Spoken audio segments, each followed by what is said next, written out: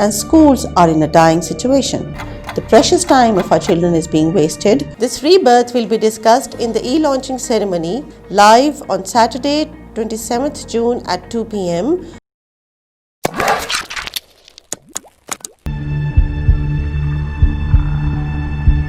During the current pandemic of COVID-19, where the whole world is in trouble, our education system has been jeopardized due to the lockdown in the country.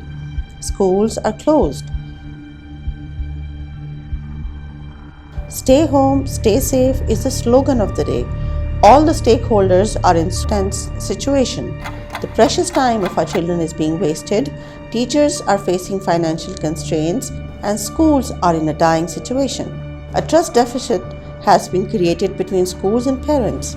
There is a dire need of unifying all the stakeholders together and to start a struggle for the rebirth of the new education system which can cope with any kind of pandemic or lockdown in the future. This rebirth will be discussed in the e-launching ceremony under the supervision of CEO Cantab publisher, Professor Dr. Shazia Naeem, by the famous educationist and chief editor of Cantab publisher, Professor Dr. Naeem Khalid, live on Saturday, 27th June at 2 p.m.